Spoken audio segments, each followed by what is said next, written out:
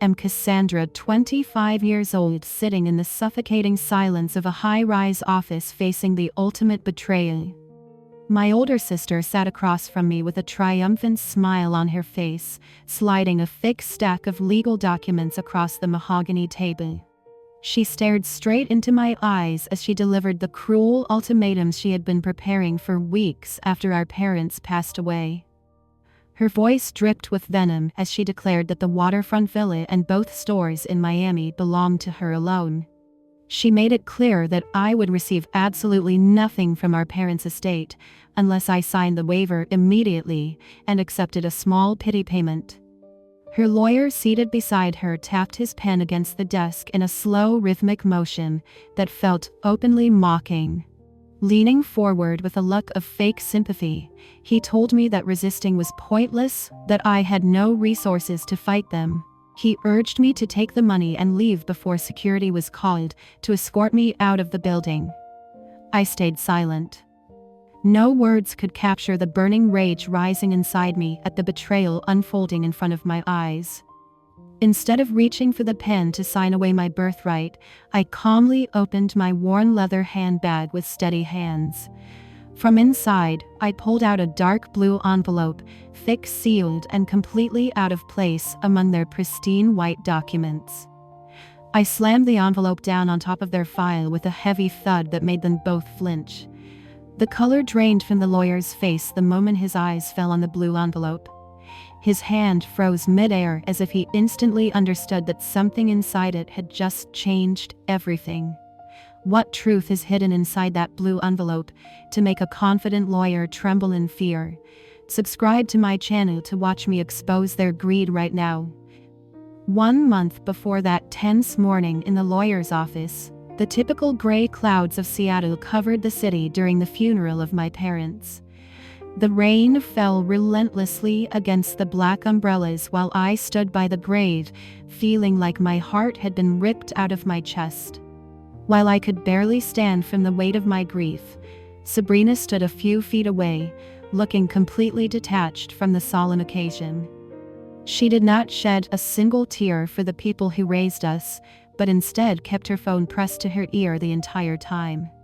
I could hear her whispering about property values and market trends to Mr. Pierce, instead of paying her final respects to the deceased. It felt incredibly cold to watch them discuss business over the fresh dirt of our parents' graves, without showing a shred of remorse. We returned to the family villa on Lake Washington, where the atmosphere shifted from mourning to hostility almost immediately. Mr. Pierce did not waste any time offering condolences, but instead opened his briefcase to reveal a legal document that looked yellowed with age. He announced with a flat voice that they would be executing a will dated 5 years ago, when I was still in college. This old document stated that Sabrina would hold temporary management rights over all assets because I was deemed too young and inexperienced at that time. I looked at them in disbelief, because Dad had explicitly told me last month that he was transferring the 2 downtown stores to my name. I tried to argue that our father had changed his mind and promised me those businesses for my future stability. Mr. Pierce looked at me over the rim of his glasses and coldly stated that verbal promises hold absolutely no weight in a court of law. He explained that without a newer written amendment to the testament, the 5-year-old document remained the only valid instruction for the estate distribution. Sabrina did not even wait for the lawyer to finish his sentence before she turned to me with a look of pure malice. She told me that since the house was now under her management, she did not want a freeloader living under her roof anymore. She ordered me to go upstairs immediately to pack my personal belongings, because she wanted me out before midnight. I walked to my room with heavy steps while she followed close behind me, like a prison guard watching an inmate. She stood in the doorway with her arms crossed to ensure I did not take anything that she considered part of the estate value. I reached for an old wristwatch that belonged to Mom, because it was the only thing I wanted to remember her by. Sabrina snatched it out of my hand with surprising speed and hissed that the watch was an antique asset that I had no right to steal. She claimed it needed to be appraised for the inheritance inventory and tossed it carelessly into her own pocket. I packed my clothes into cardboard boxes with trembling hands while fighting back tears of humiliation and anger. The realization that my own sister cared more about objects than our relationship was more painful than the eviction itself. She marched me to the front door and watched as I dragged my life out onto the wet pavement of the driveway. The heavy iron gate slammed shut behind me with a finality that echoed loudly through the quiet neighborhood. That sound marked the end of our sisterhood and the beginning of a bitter war that I was not prepared to fight yet. I stood there in the freezing rain for a moment, realizing that I had effectively been orphaned and disowned in the same week. I managed to find a small basement apartment in a rundown part of the city using the little savings I had left. The walls were damp, and the air smelled of mold, but it was the only place I could afford on such short notice. I spent my nights staring at the ceiling while trying to process how quickly my life had fallen apart. The speed at which Sabrina and Mr. Pierce had executed their plan made me suspicious of their intentions. It seemed impossible that they had coordinated everything so perfectly, unless they had been planning this takeover long before my parents died. I could not shake the feeling that they were hiding something significant about the true wishes of my father regarding the inheritance. 2 weeks had slowly passed since the night I was forced out of my childhood home into the unforgiving Seattle rain. I had managed to secure a modest job at a small bakery downtown, where the smell of yeast and sugar offered a temporary escape from my reality. I spent my days kneading dough and wiping down tables while trying to forget the sting of betrayal from my own blood. One gray afternoon, while I was cleaning the glass display case near the front of the shop, a solitary figure sitting on a bench across the street caught my attention. The man was hunched over in a way that seemed incredibly weary, yet there was something unmistakably familiar about the set of his shoulders under his worn coat. I squinted through the window and realized with a sudden jolt that it was the family's longtime butler who had practically raised me alongside my parents. I immediately untied my apron and rushed out the door because seeing him there felt like finding a lifeline in the middle of a storm. Mr. Jenkins looked up as I approached, and the sight of his hollow cheeks and tired eyes broke my heart into pieces. He had always been the picture of dignity in his pressed uniforms, but now he looked like a man who had lost everything he held dear. I sat down beside him on the cold bench and took his rough hands in mine, asking him why he was not at the villa managing the household, as he had done for over 30 years. He looked at me with watery eyes and revealed the cruelty that Sabrina had inflicted upon him the moment I was gone. He told me that immediately after the iron gate slammed behind me that rainy night, he had tried to reason with Sabrina about her harsh treatment of her only sister. Instead of listening to the man who had served our family for decades, she flew into a rage and fired him on the spot for daring to question her absolute authority. She threw him out onto the street without a single cent of severance pay, or even a reference letter for future employment. Hearing this made my blood boil because it confirmed that her greed knew absolutely no bounds or loyalty to the people who cared for us. Mr. Jenkins had dedicated his entire life to our family, and she discarded him like a piece of trash simply because he stood on the side of moral righteousness. Mr. Jenkins lowered his voice as if he were afraid that Mr. Pierce might be lurking behind the park trees to silence him forever. He leaned in closer to tell me about a massive argument he had overheard coming from the study the night before my parents passed away. He said the walls were practically shaking from how loud Dad was yelling at Sabrina about her reckless spending and lack of responsibility. Dad had explicitly shouted that he would not let her ruin the family legacy, and that he was going to change the will the very next morning. This revelation sent a shockwave through me because it directly contradicted the story Sabrina and the lawyer had spun about the 5-year-old will being the final version. The old butler gripped my hand tighter to emphasize the most important part of his story regarding the events of that fateful morning.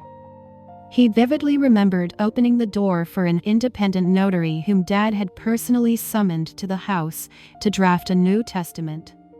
However, Sabrina and Mr. Pierce had intercepted the man at the door and sent him away, claiming that Dad was too ill to see anyone at that moment. They had effectively buried the existence of that meeting and the potential new will to ensure the old one remained in effect. This was the missing piece of the puzzle that explained why they were so eager to get rid of anyone who knew the truth about their scheme. We sat there in silence for a moment while the gravity of their deception settled heavily around us like the fog rolling in off the bay. It became clear that a new will existed, and that Dad, being the meticulous man he was, would have kept a copy somewhere safe within the house. We knew that Sabrina was too self-absorbed to know about Dad's secret hiding spots, but she would eventually find it if she started selling off the furniture. I looked at Mr. Jenkins with a newfound determination, because we were the only ones left who could honor my parents' true wishes. We agreed right then and there that we had to find a way to get back into the villa to retrieve the evidence before it was too late. That weekend evening, the relentless Seattle rain finally paused to leave the streets glistening under the streetlights as Mr. Jenkins and I decided to follow Mr. Pierce's luxury vehicle. We sat in the old butler's battered sedan while keeping a safe distance behind the sleek black Mercedes as it wound its way toward the waterfront district. My heart pounded against my ribs because we were crossing a dangerous line from being passive victims to active investigators in a high-stakes game. The lawyer drove with an arrogance that matched his personality, weaving through traffic until he pulled into the valet parking of an exclusive seafood restaurant overlooking the dark waters of the bay. This was the exact type of establishment where my parents used to celebrate their business milestones, and seeing their enemies there felt like a violation of their memory.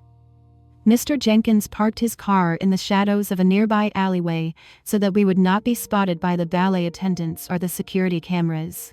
We watched from our hiding spot as Sabrina stepped out of the passenger seat looking glamorous in a designer dress that she likely bought with money stolen from the estate. She linked arms with Mr. Pierce and laughed at something he said before they disappeared through the heavy oak doors of the private dining entrance. I knew that we could not simply walk in through the front door without being recognized immediately by the staff or the diners. I told Mr. Jenkins to keep the engine running for a quick getaway, while I circled around the building to the terrace area where the private rooms were located. The landscaping was dense with ornamental bushes, which provided perfect cover as I crept closer to the illuminated windows. I moved silently through the wet mulch until I found the specific window that corresponded to the room where my sister and the lawyer were seated.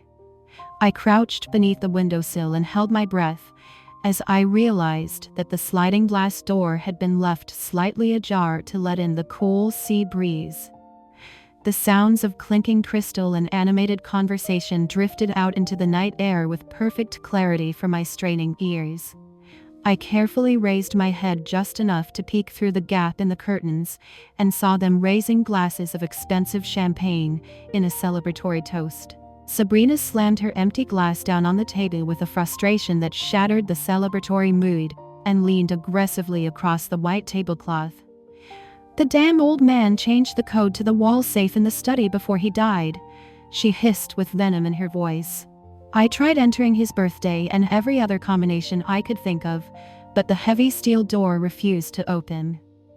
Mr. Pierce reached out to pat her hand in a condescending manner and took a slow sip of his wine before responding with a smug smile.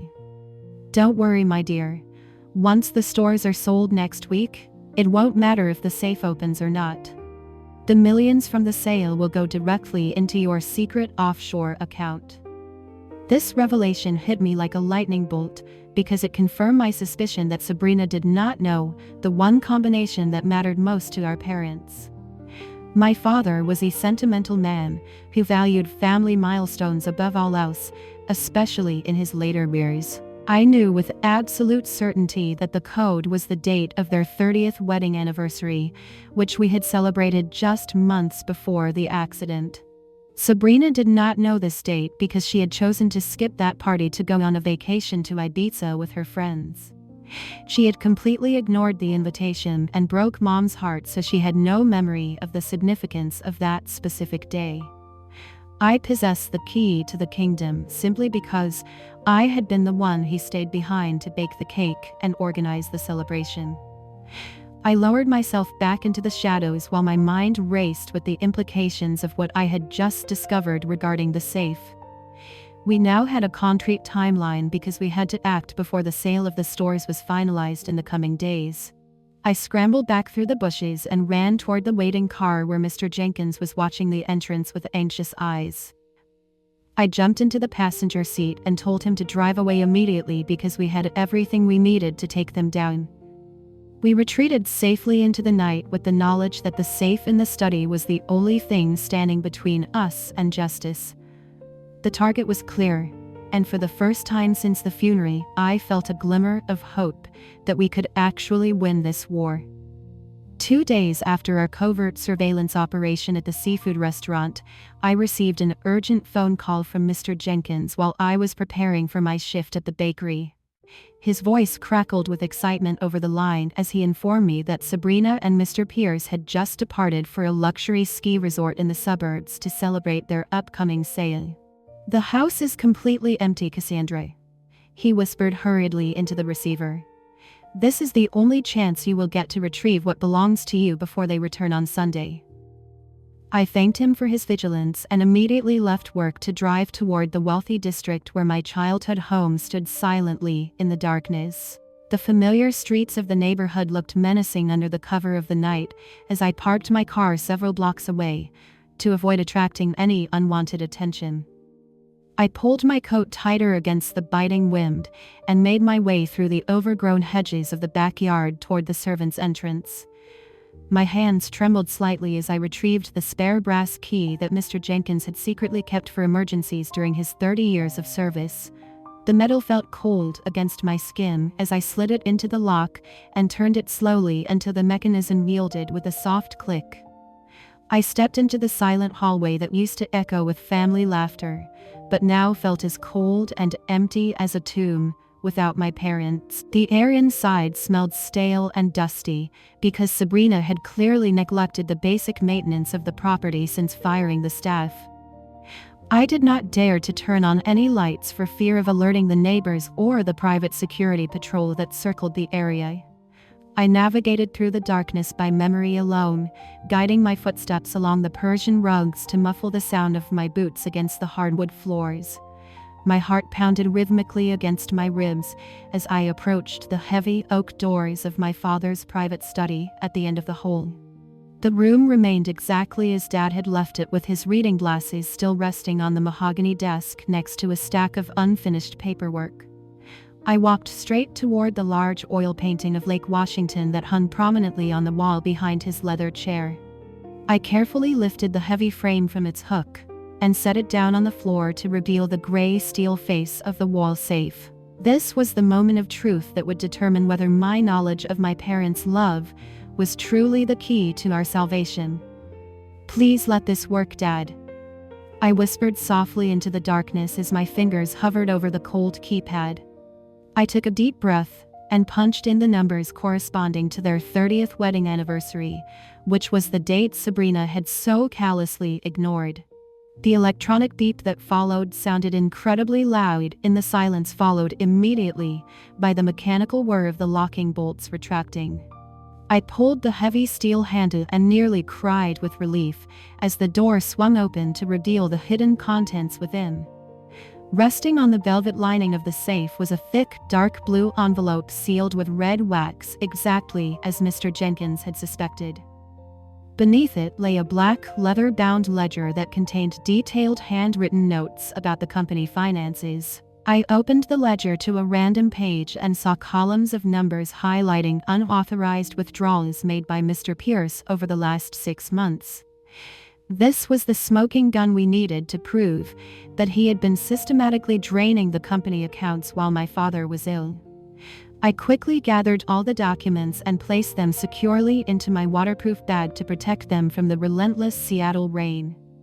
I closed the safe door and spun the lock before hanging the painting back in its original position to cover any trace of my presence.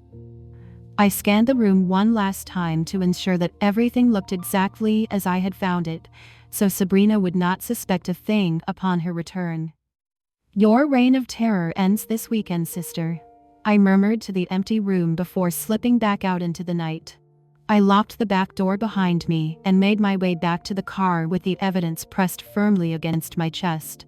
The drive back to the city felt completely different from the journey there, because I was no longer a helpless victim. I now held the power to destroy their lies and reclaim my family's legacy at the meeting scheduled for the weekend. The fear that had gripped me for weeks was replaced by a cold determination to see justice served. I was ready for the confrontation.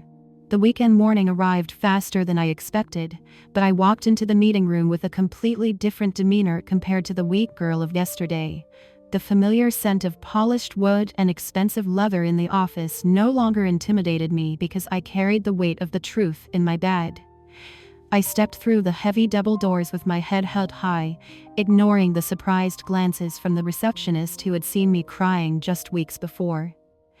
This was the moment I had been preparing for, since finding Mr. Jenkins on that lonely park bench, and I was ready to end this charade once and for all. Sabrina was already seated at the head of the mahogany table, looking every bit the queen of a kingdom she did not deserve to rule. She sat with her legs crossed elegantly while sipping a cup of coffee, looking at me with half-closed eyes that were filled with disdain. She did not even bother to sit up straight as I approached the table, choosing instead to lean back, with an air of absolute boredom.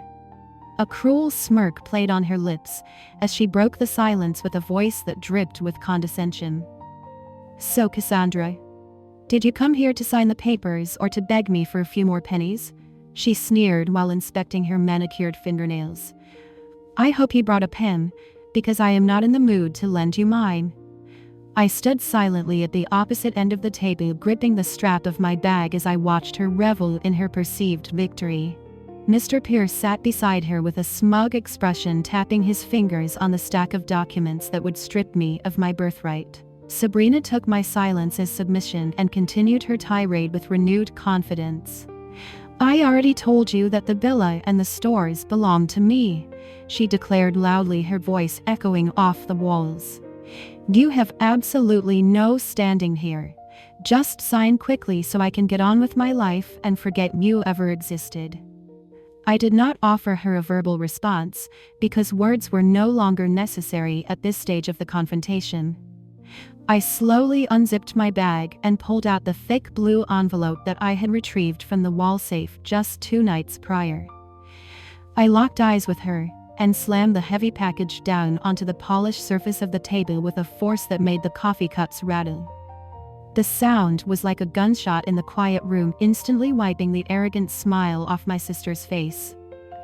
Mr. Pierce frowned in confusion as he reached out to pick up the envelope, his movements slow and hesitant. His face drained of all color the moment his eyes landed on the red wax seal that bore my father's personal crest.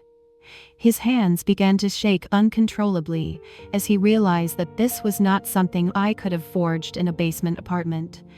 He broke the seal with trembling fingers and pulled out the document that had been notarized by the independent official whom they had turned away. Mr. Pierce read the first few lines in silence, his breath hitching in his throat as the reality of the situation crashed down on him. I watched the blood leave his face until he looked like a ghost, staring at his own grave.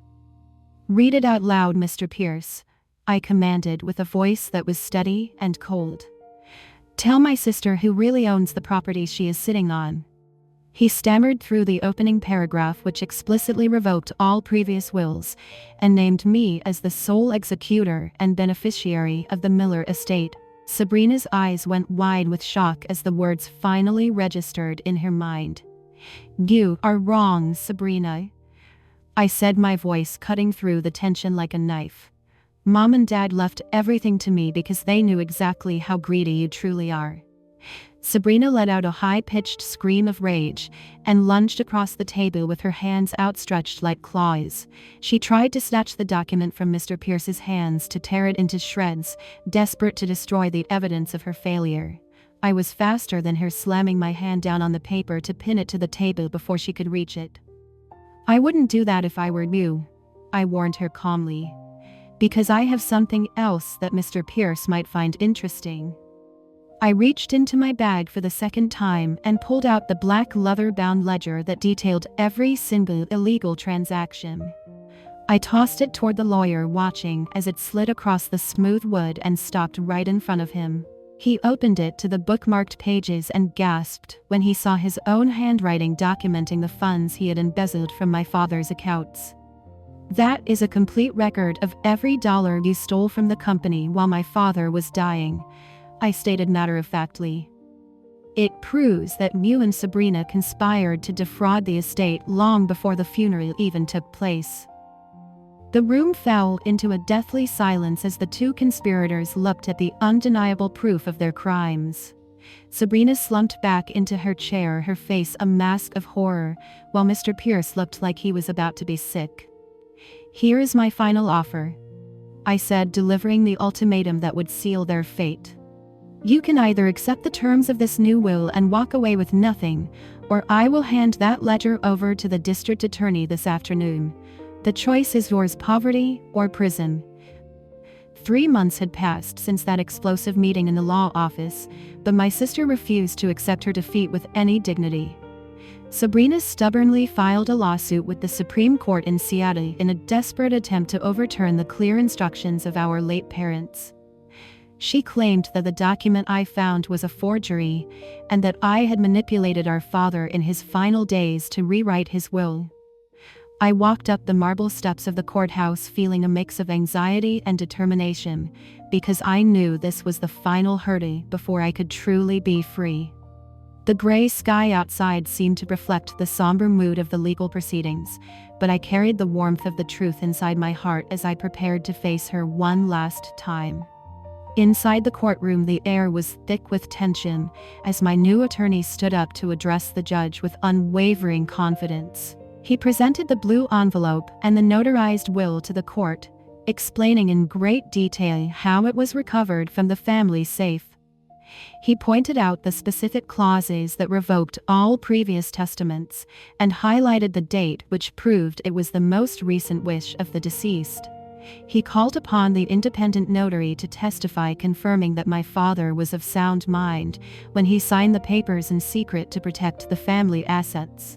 The testimony was damning because it directly contradicted the lies that Sabrina and Mr. Pierce had been spreading for months about my father's mental state. My lawyer spoke eloquently about the sanctity of a person's final wishes and how Sabrina's actions were a direct violation of our parents' trust. The judge sat behind the high bench, looking stern and unimpressed by the theatrical arguments presented by Sabrina's expensive legal team. He took his time reviewing the ledger I had submitted, which contained the undeniable proof of Mr. Pierce's financial misconduct and embezzlement. The silence in the room was deafening as he finally looked up to deliver his verdict on the validity of the inheritance. He declared in a booming voice that the will found in the safe was the only legal document governing the estate of the Miller family. He dismissed Sabrina's lawsuit with prejudice, stating that there was absolutely no evidence to support her claims of forgery or coercion against me. The consequences for Mr. Pierce were immediate and severe, because the judge did not look kindly upon a lawyer defrauding his own clients. The evidence from the ledger was turned over to the Bar Association, resulting in the permanent revocation of his license to practice law within the state. He sat slumped in his chair with his head in his hands, realizing that his career and reputation were completely destroyed by his own greed. He had gambled everything on Sabrina's ability to bully me into submission, and he had lost in the most public way possible. Sabrina looked as if she had been physically struck when the gavel came down to seal her fate in front of the entire courtroom. She not only lost the rights to the villa and the stores, but she also faced a mountain of debt she had accumulated in anticipation of the windfall. I watched as her face crumpled in realization that the loans she took out against the inheritance were now due immediately without any means to pay them. She had spent money she did not have on luxury vacations and designer clothes, believing that the estate would cover her reckless spending forever. Now she was left with absolutely nothing but the clothes on her back and a legacy of betrayal that would follow her everywhere. I gathered my papers and walked out of the courtroom with my head held high, feeling a massive weight lift off my shoulders. As I walked down the long corridor toward the exit, I heard the frantic clicking of high heels running behind me on the marble floor. Sabrina caught up to me and grabbed my arm with a desperation that was pathetic to witness from someone who used to be so arrogant. She had tears streaming down her face as she begged me to help her pay off the sharks who were coming for her. She invoked the memory of our parents and pleaded that family should stick together no matter what happened in the past. "Please, Cassandra, you can't leave me like this," she sobbed while gripping my sleeve tightly. "I am your sister, and Mom would want you to help me." I looked at her hand on my arm and felt nothing but a cold indifference toward the woman who had tried to destroy me without a second thought. I gently but firmly removed her grip and took a step back to create a permanent distance between us. I told her that she had made her choice the night she kicked me out into the rain and locked the gate behind me. I turned my back on her sobbing figure and walked out into the sunlight, leaving the toxicity of my sister behind forever to start my new life. 1 year has passed since that stormy chapter of my life finally closed, and the rich aroma of freshly roasted coffee once again fills the streets of Seattle. I stood in the middle of our flagship store downtown, watching the morning rush of customers who were eager to taste the Miller family recipe. The business that my sister tried to sell for a fraction of its value has not only survived, but flourished beyond my father's wildest dreams. I invested the profits back into the company to renovate the old roasting equipment and even expanded to a third location near the University District. Keeping my promise to my parents required endless nights of hard work, but seeing their legacy thrive was worth every drop of sweat. I often looked at their framed photograph behind the counter and felt a profound sense of peace, knowing that I had protected what they built. Mr. Jenkins was no longer just a butler who opened doors for others, because I insisted he take a position that matched his wisdom and loyalty. I appointed him as the head of human resources and customer relations for the entire company, a role that allowed him to interact with people who respected him deeply. He traded his old uniform for tailored suits and spent his days mentoring our younger staff members with the patience of a saint. Seeing him laugh with the customers or offer advice to the baristas brought a warmth to my heart that had been missing for so long. He had a comfortable apartment in the city and a retirement fund that I set up to ensure he would never face financial insecurity again. We were no longer just employer and employee. We were the family that we both needed to survive the betrayal of the past. Sabrina, on the other hand, found herself living a reality that was a stark contrast to the luxury she once demanded as her birthright. I heard through a supplier that she was working double shifts at a roadside diner in Portland to pay off the massive legal fees and debts she had accumulated. She lived in a small studio apartment that was smaller than the walk-in closet she used to have at the villa. There were no more designer dresses or first-class vacations for her, only the grinding routine of minimum-wage labor and the weight of regret. She had everything handed to her on a silver platter, but her refusal to be grateful turned her life into a cautionary tale of hubris. I did not wish her harm, but I also did not intervene to save her from the consequences she had lawfully earned. I stood on the dock by Lake Washington as the sun set over the water, letting the cool breeze wash away the last remnants of the pain she caused. The house behind me was quiet and filled with love, once again standing as a testament to the truth that integrity will always outlast greed. Before we end today's video, I want to take a moment to step back and reflect on the deeper meaning of Cassandra's journey. This story is more than just a family drama about inheritance. It is a powerful mirror reflecting the consequences of our own choices. Sabrina represents a dangerous trap that many fall into, which is the belief that we are entitled to rewards without effort or gratitude. Her downfall was not caused by bad luck, but by an insatiable greed that blinded her to the value of human connection. She was so focused on the monetary value of the villa and the stores that she completely missed the true treasure of the Miller family, which was loyalty and love. The universe has a way of balancing the scales, and Sabrina learned too late that money gained through betrayal will eventually slip through your fingers like sand. On the other side of the coin, we have the quiet strength of Mr. Jenkins, who teaches us that loyalty is an investment that never depreciates. He lost his job and his home for doing the right thing, but his integrity was the very key that unlocked his future happiness. In a world that often rewards the loudest and most aggressive voices, his story is a reminder that character still counts. Cassandra's victory was not just about getting the money. It was about reclaiming her dignity and protecting the memory of those she loved.